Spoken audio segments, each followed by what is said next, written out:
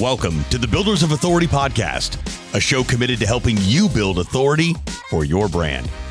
In the realm of business and personal branding, authority stands as a cornerstone.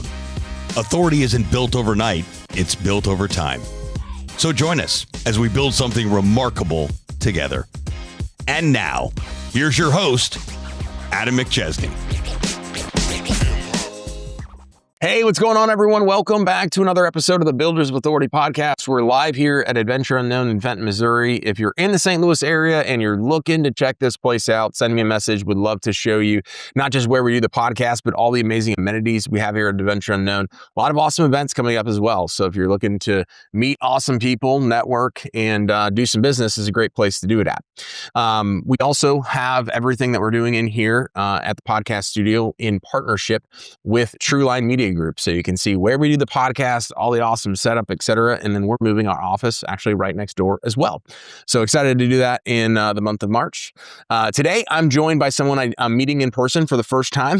Came across him on social media a few months back. I saw a few people that I knew that were guests on his podcast.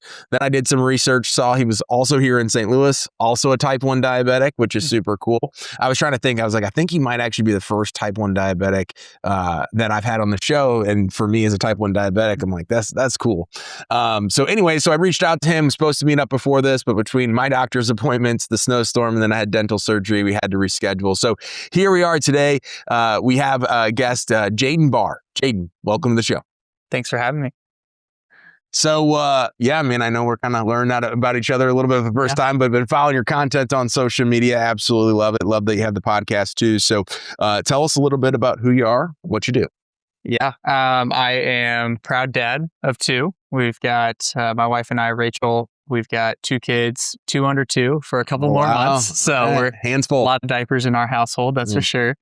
We got a daughter, Palmer. She's going to be 2 at the end of March, and then our son Baker just turned 3 months. Okay. So we're in the thick of it, but man, it is so much fun. And I like to say first, I'm a proud husband and proud dad, and that's the most important part of who I am, and also a business owner. Been in real estate for just over 6 years now, and so been rocking and rolling with real estate, and former athlete, type 1 diabetic, right?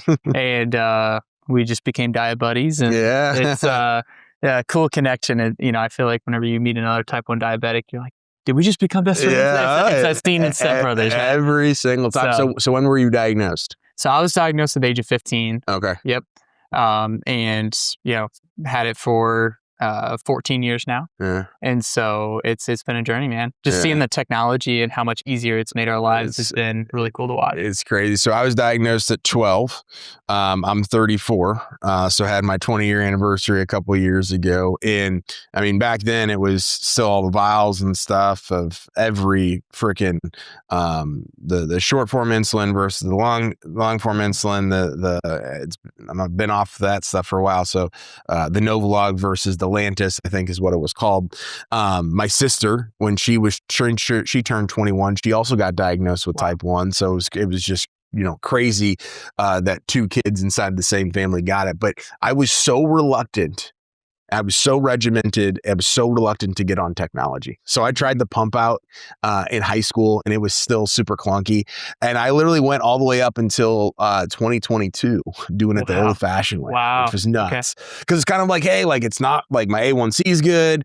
I'm kind of like just used to it now. And then I'm like, oh my gosh, what was I doing to myself? Yeah. Like this stuff is so much easier. Yeah. It's been an interesting journey, for sure.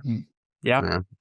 So what were you doing, before real estate, before you became a business owner? Yeah. So, my wife and I, we got married in June of 2020. Okay. So crazy time, right? Yeah. And, we had just moved to St. Louis. I took my first corporate job out of college. So I played football in college, was a quarterback at Truman State. Oh, awesome. That's where my wife and I met. She played basketball and had great memories there, just, with buddies in college and things like that. But we moved to St. Louis, right?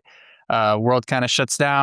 I was 2 weeks into my corporate job and quickly realized after working from home for a few months, I'm like, this ain't it. Yeah. Right? Yeah. And, being a competitor, being an athlete my whole life, I always, take the approach to like betting on myself, Yeah. right? And betting on the work that I do. I think if you do the work, the results are going to come. And Yep. so I've, always just taken that approach to life of, you got to earn it. Mhm. And I think, once I kind of realized, talking with a few agents that, I knew and had connections with, like, you got to get your license. And so I got my license September 2020 and, haven't looked back. So yeah, went from the corporate 9 to 5 where I was working in a, our spare bedroom apartment, Yeah.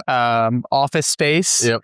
to, getting out and about. And I'm not from St. Louis. And so I didn't have a database, didn't have a network of people. Yeah. And so that, I feel like could be an advantage for a lot of people, but I saw it as an opportunity, right? To get out, meet people, get plugged into different communities that I already, enjoyed being a part of. It's just, hey, how can I, help serve people in these communities of people that I already care about? Yeah. So I have a couple questions there. One, what was the transition not being from St. Louis to being from St. Louis, where everybody's like, man, where'd you go to high school? And do you know so-and-so? Yeah, it's great. It's actually a blessing in disguise, I think, not being able to answer that question because I don't get pigeonholed into, put in a box for, which high school I went to. And so it's kind of nice to be able to kind of dodge that question. Yeah. That's awesome. So where are you originally from? So I'm from California, Missouri, small little farm town in central Missouri. We had drive your tractor to school day, it kind of paints a picture, right? One stoplight, 15 churches, like very small rural town in central Missouri, about 20 minutes west of Jeff City. Okay. Awesome. Yep. And then, so, you go kind of start that process in 2020. It's the midst of the pandemic. There's so much uncertainty in both different directions. I know real estate, though, at the time, like we bought in May of 2020. So it was perfect timing.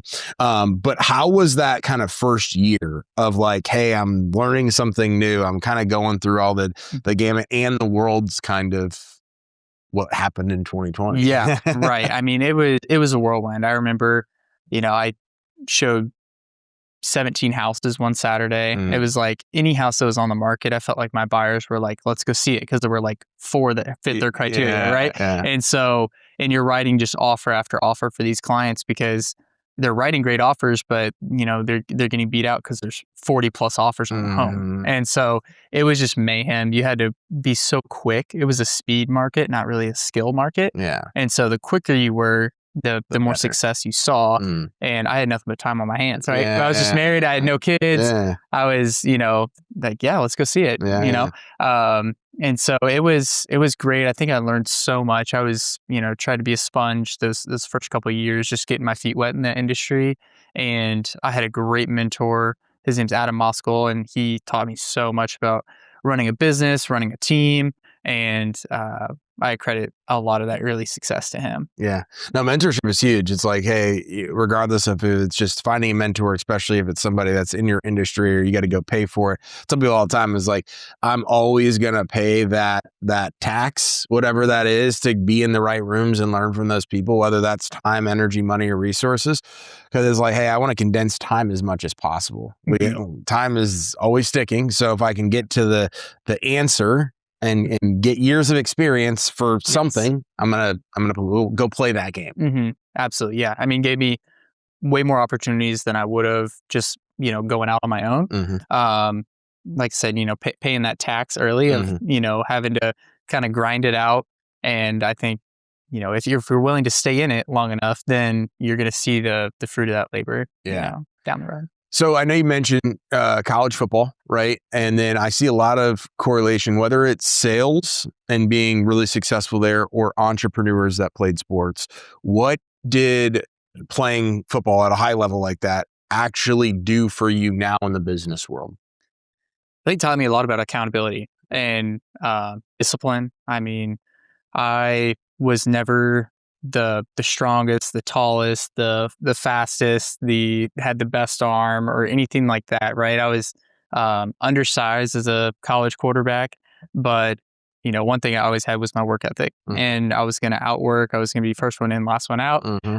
As cliche and cheesy as that is, right? But just earning the respect of my teammates and my coaches. That's the one accolade. Forget all the records, forget all the things that we accomplished.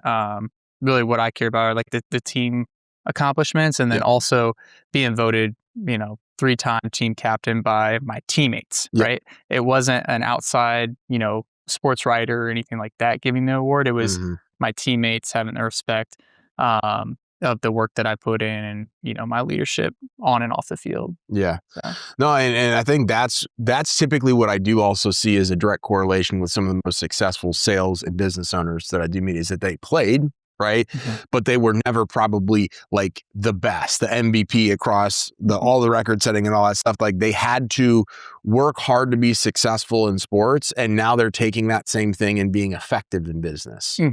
Yeah, pretty absolutely, interesting. absolutely, yeah. And I think the work ethic aspect of it, it's hard, right? And business is hard, entrepreneurship is hard, marriage is hard, parenting is hard. And so, the more, the better you can handle hard throughout your life. Like, life gets lifey for everybody. I like to say that. And, life is going to show up, and you got to be able to, bounce back and be able to handle it.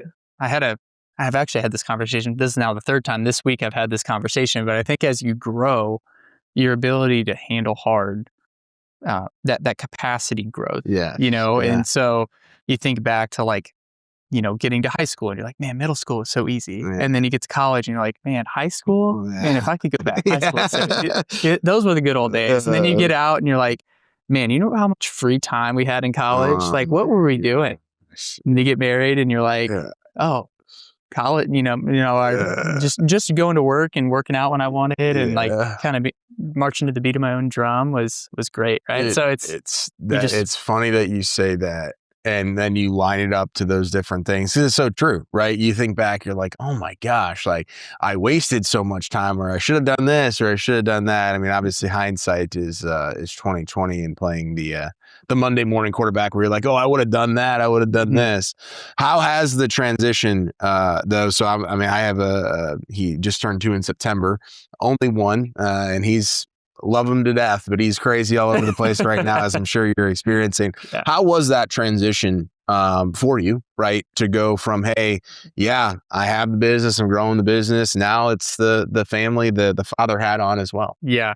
I mean, I'd say I mess up daily, right? Don't have it perfect or figured out by any means, but I think keeping the main thing is really important. And we're entrepreneurs, right? We want to grow. We're always thinking 10 steps down the road. And I think a lot of times, I don't know if you can relate to this, but it's really hard to just unplug and be where your feet are. So hard. Be where your feet are, be present. And so, you should living by your calendar, making sure that you are maximizing like your time, and that you're allocating time to what's most important on a daily, weekly basis. But I think it's it is challenging, but I think one thing it's taught me is the ability to leverage different aspects of your business, right? Things that aren't necessarily the most important that anybody else could handle or could do, and could take off your plate, so that way you can buy your time back or find pockets of time that you can spend elsewhere. And so that's a big thing for my business right now, is it's highly leveraged, right? I'm wearing a couple different hats. I'm in a leadership role. I'm also, I lead my sales team. And so it's hard to juggle that at times and be good dad, good husband, good friend, all those things. But it's taught me so much about leverage in my business, and leverage through people, systems, and tools. So, well, I appreciate how you say, hey, I'm always, I have flaws. I'm always trying to get better, because I think, and this is, I think, true for high performers, whether it's talking about being a husband or a father or a business owner. I worked with a coach for a couple of years around like mindset in life, where he was always talking about like the infinite game.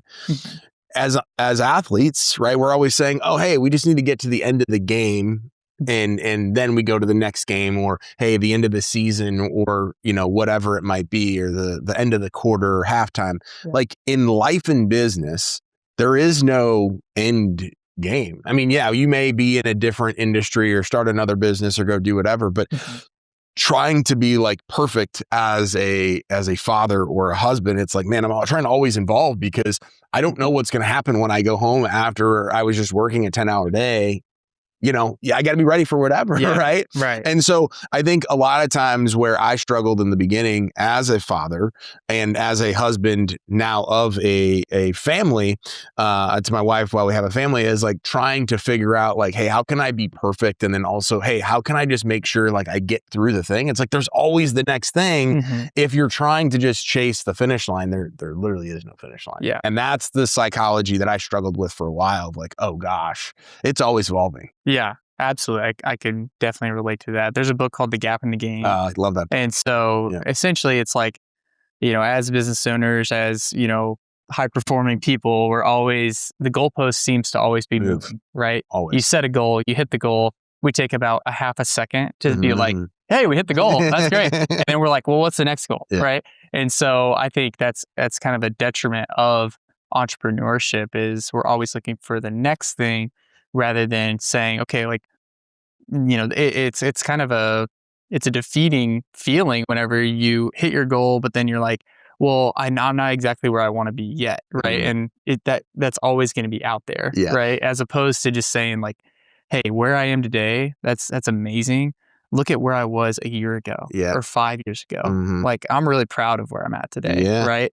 And so that's a way to kind of, reframe that mindset. And, you said something of like, trying to be perfect, right? Nobody's perfect. Right. And so I think giving yourself grace and having, partner, friends, coworkers that are there to like pick you up on those days when you're like, man, I just can't seem to get it right. Right? And being an athlete, I think it's going back to that. I've always been a fan of like, I've got to earn it, right? In business and sports, so you're earning playing time, you're earning the accolades, you're earning everything. And the beauty of like, my faith journey and identity in Christ, it's like I don't have to earn it, right? My identity is in something that I could never be good enough to earn, right? And Christ's love for me is based off what he did, not what I did, or what I could ever do. Yeah, that's awesome. So you kind of talked a little bit about how you've gotten involved in different groups, right? I'm assuming those groups have obviously helped build your brand, helped people know who your business is. Obviously, I'm sure probably gotten you business. What are some of the ways, let's just call it the top ways, that have allowed you to build your brand and then obviously grow your business?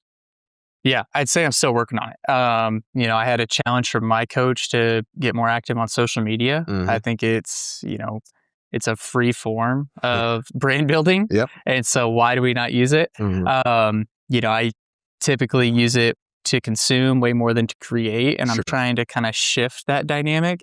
And it's a battle, man. I think we're on our phones constantly and trying to use that as a tool and not just a form of entertainment, I think is huge. But as far as like building my brand and building my business through community, I think people work with people they know, like, and trust. And so how do I become that trusted advisor and trusted friend, trusted colleague, trusted, coworker? I think it's showing up consistently over time, day in and day out, being the same person, never being too high, never being too low, being that steady presence in people's life, whether they're having a great day or a bad day, you're there and they're able to call on you when they need something or need help. But, not being from St. Louis, I was like, okay, well, what am I already involved in that I could simply just become the agent of choice in those communities? People in any industry, but especially real estate, the average person knows 13 realtors. Like there's one on every block. You probably have a relative that's a realtor. And so how do you stand out in a city that already, has very, very deep connections? 100%. Well, I was like, well, we're really involved in our church. I can get involved there. We like to play pickleball. We like to work out, play basketball. Different things like that. I was a part of FCA in a campus here in St. Louis. So really just plugging into those groups that I was already involved in. And just showing up consistently over time. Easy hack. If you ask somebody how their work's going, they're probably going to ask you how your work's going. Easy plug to talk about real estate. Easy. So that's awesome. So you mentioned the 13 realtors, right? Average person knows that. I tell people all the time too, like I came from medical device sales where I had one competitor on devices and then two competitors on masks. And it was like, awesome. And then I decide to be a digital marketer and there's hundreds of thousands of options, especially because most of my clients aren't even here in St. Louis. And I can work with anybody anywhere, but so can every other marketer, right? How do you differentiate yourself? Like, I know obviously you can build the social media and all that stuff, but like in your social media plan or in the conversations that you're having, or as you're in some of these networks and groups, like how do you differentiate yourself to say, hey, this is what Jaden does differently or uniquely? Yeah, I think who you are is who you attract, right? There's a book called Wealthy and Well Known by Rory Vaden. Okay. And he has this group called the Brand Builders Group. I've heard of that one. And so that book is, instrumental as far as like me establishing kind of like my content pillars for social media and like, what do I want to be known for?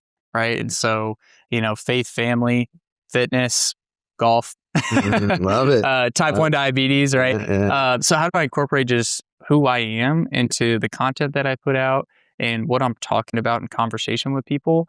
And I think eventually you kind of find your tribe, right? People connect with people that are like them, I think, and, or that they have respect for and admiration for. And so just being true to who I am. And, I think that's a tricky thing too, because we always want to present ourselves in the best light. And like I said, life gets lifey for everybody. And so even on the struggle bus days, trying to, put on a smile and work through it and, try to make each day a little bit better than the last. But yeah, I think standing out is just be true to who you are. You're going to find your people. And in that book, he says, you're most equipped to serve the person you once were. Right. And so looking at my life and how I've grown over time, how I've been blessed with opportunities and things like that, I think those came through hard work, right? And doing the work and putting myself in rooms where I'm not the smartest person and I'm not, maybe the biggest brand in the room, but there's always something to learn from conversation with other people. Yeah. 100%. And what I think even further from that, because I've heard that saying a lot as well, is also like knowing who you can best serve from that buyer persona, right? So I know, like right now, we will only work with contracting companies that are doing over $1 million, have been in business for at least 3 years. They're already investing money in marketing. So we have a set of criteria, which makes it easier for me to show up to talk to that person on social media and to have conversations. And I used to do a lot of in-person networking, but you used to talk to the contractor that's like, hey, who's your ideal client? And they're like, anybody with a home. And then then he'd be like, okay, great. So if I sent you a lead, 60 minutes from here and it was a super small roof and you do roofs, no, I wouldn't do that roof project and I won't do this other. Well, you just said you would do it with anybody. Like if you get super hyper focused on who you can best serve to, it makes everything better as well. Yeah. Finding your avatar of who you're looking to serve. And, I mentioned I wear a couple hats right now. So I'm in a leadership role, right, with Keller Williams as a real estate brokerage. And so my job there is to build connections and attract top talent to our brokerage, right? Glorified way of me saying I'm a recruiter. But I like to, I hate that word just because it's, I don't see myself as a recruiter, right? And hopefully other people, don't see me as a recruiter either, right? I'm showing up in a way that, hey, I want to help people grow their business and live a life by design. Right. And so, looking at my experience of how I implemented leverage into my business to buy time back so that I could be a more present dad and husband at home on nights and weekends, which some realtors are like, wait, you're at home on nights and weekends? And I'm like, yeah, let me tell you how. Right. So, using my own personal story to help other agents in their journey of growing their business, but also doing it in a way that, helps fit the life that they want to lead. Yeah.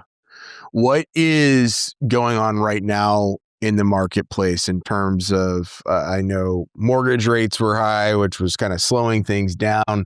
2026, right? where are we at right now? What do you kind of foresee is going to happen? Yeah, so I think we'll have more homes sold. So I think we'll have more inventory. At least that's what the data is predicting, right? Mm-hmm. We'll have more inventory.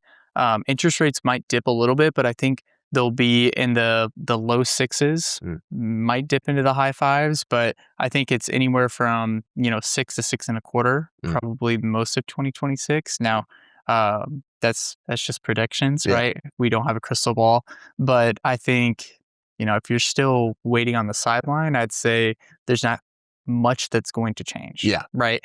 And so I always advise people, don't try to time the market. Yeah. Right. Just, with whatever season of life you're in, if you need to make a move or you want to sell or want to buy and it fits what your goals are, like, let's make it happen. Yeah. Well, it's funny that you say that because there are so many people that have been like, man, I'm trying to do it at the perfect time and I'm trying to do all this stuff. And then I tell people what happened with our house in 2020, where we just got super lucky. My wife's aunt is a realtor, and she's like, hey, this house is getting ready to go on the market, but she actually doesn't want to go to the market because she's afraid of what's going to happen. And she already has another house because her husband passed away. Want to work out a deal, and I kind of just threw a number out that was going to be less than what was going on the market for, which was already a steal, and she took it. Yeah. And so then, but it's like we weren't planning on it, but it just like happened. And then it's like, oh my gosh, between all of the different things that have happened in the market, like how much equity we now have in that because of everything, the people that are like, everything needs to be perfect, everything needs to be the right time, all that stuff. It's like usually when you're not planning on it is usually probably, or not waiting for the perfect time is probably the best time to actually do it. Right.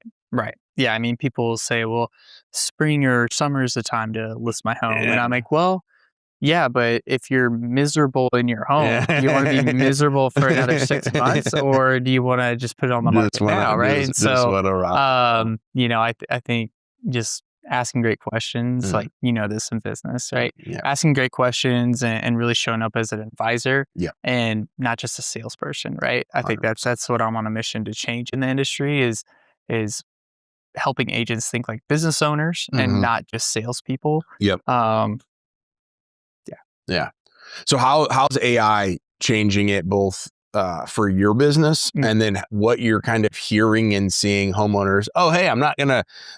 Maybe they're gonna end up still going with an agent, but they're doing all their research now that they used to consult someone like you for. Yeah, information is everywhere, right? And so really knowing your numbers, knowing the value that you provide and being confident in the value you provide and being able to articulate it in a meaningful way is really, really important. Like probably more important than it's ever been, just because, you show up and the clients probably have an idea of what their home's going to sell for. They probably already have done their research on the things that an agent does to bring a home to market. They already know the things, right? And so how do you show up in a meaningful way and add value to the transaction and not just stick a sign in the yard? Yep. And so with AI, it's just like anything, it's a tool. And I think it's great. It's phenomenal. It can do a lot more than just write a listing description. Yeah. But at the same time, there is a human element to real estate and to business. And I think, being face to face with people and, having that emotional connection is huge, and it's gonna serve your business really well. Yeah. No, I tell people all the time is like AI is going to crush a lot of things and a lot of people and a lot of industries, but it's going to make the way for the next realm of the people that know its benefits, but also know where the human needs to play or the business needs to play, and then leverage that to move it forward. Yeah. That's going to be the difference. In business and in life, you're always going to have an excuse on why you shouldn't be successful. Yeah. Right. And so if you look at just, agents' mindsets and people out there, it's, 2020 is like, well, the market's so competitive. And then, 2022, 2023, it's like, well, the interest rates are going up and like, there's no inventory and there's, always going to be something related to the market or the industry or, well, AI is going to replace us all. There's always something to be fearful of or to worry about. But again, going back to just do the work and the work will take care of you. Right. And so, just have confidence in the value you provide, be able to articulate in a good way. Yeah. What piece of advice would you give yourself going back to 2020 and kind of going from corporate to being your own boss on something that you've learned over the last couple of years where you're like, man, if I would have just known that then, it would have helped maybe with some stuff. That is great. I think honoring your calendar and really being specific with like your time blocking and things like that. Like right now, my calendar is like a well-oiled machine. My wife, I call her the director of fun in our marriage. And so she puts our date nights on the calendar. She puts, play dates with the kids and different things like that. Schedules vacations, all those things, right? Good. So having all those things so that we are going on a date night and we are, making time for each other, making time for spending time in community and different stuff like that. Early in my career, I didn't ever look at my calendar. I didn't honor what was on the calendar. Yeah. And so really being pretty granular with like what I give my time to. And because, that's the most precious asset we all have, right? Is our time. And so being able to know how you're spending it and what is worth your time and what isn't. Yeah. So that's why I'm here. Yeah. It's worth my time. This is awesome. What, as we're kind of wrapping some stuff up here, what piece of advice would you give to somebody that's like, hey, I'm just in the thick of it, and maybe they're a new father or a new father or a new mother. They're trying to juggle everything, right? And as you mentioned earlier, it feels like I can't get a win. What advice would you give them on like, hey, here's how to prioritize, focus on this, etc.? Man, that's a great question. I would say do your best to get into community and don't keep that bottled up for too long. Yeah. Because it'll just fester. Yeah. It'll eat at you. And then it's a slippery slope, right? Yeah. And so I've been there where, you have a tough month or a couple tough months in business or, you're falling into bad habits or, you're having a struggle developing the right habits. And so we all go through seasons of life. And so I think just getting into community with people that are, at the next stage of life that you're looking to build to. And then also, I've always found that the more you give, the more you get. And so, taking life with an open hand and realizing like you've been blessed with a lot, right? If you've got food on the table, if you've got a house to sleep in and clothes to wear, like you're doing better than most people in the world. And so, taking every day with gratitude for what you do have, and not being, envious of what you don't. Yeah. Right. And so, always being poured into by somebody at the next stage of life, but also take time to pour into somebody else that's maybe on their journey, right? That's where you were 3 years, 5 years ago and is aspiring to get to where you are. Yeah. Right. And that'll give you some perspective on like how far you've come and what you've accomplished and, maybe kind of give you a slice of humble pie of like, hey, maybe life is pretty good. Yeah. Right? I've got a lot to be grateful for and thankful for. Yeah. That's awesome, man. Great advice. Where can people stay connected with you, learn a little bit more about you and everything you have going online? Yeah. Follow me on Instagram, friend request me on Facebook, @JBar_Realtor. I think that's my username. We'll put it on the video. We'll put it in the show notes. But yeah, I mean, I try to be real on social and post, just what's going on in my world and how I'm developing leaders, how I'm, hopefully showing up in a great way for clients that I serve. Yeah. So. Well, thank you so much, man. I'm glad we finally got connected, had a chance. I obviously learned all about you today, man. So I appreciate it and looking forward to staying connected and, being a resource in both directions moving forward. Absolutely. Yeah, thank you. Thank you so much. And thank you for watching or listening to today's podcast. If you're listening on the podcast platform of your choice, make sure to subscribe to the show so that way you get all the notifications every single time a new episode goes out. If you're watching this video on YouTube, subscribe to the channel, like the video, leave a comment, share this stuff on social media. Make sure to stay connected with Jaden. Follow him in his journey in life and in business, as we recommend with all of our guests. Thank you so much for watching or listening to this episode this week. We'll see you next week. And remember, authority isn't built overnight, it's built over time. Thanks so much for tuning into this episode. We sure do appreciate it. If you haven't done so already, make sure you're subscribed to the show wherever you consume podcasts. This way you'll get notifications as new episodes become available. If you feel so inclined, please leave us a review. We sure do appreciate it. Until next time, friends.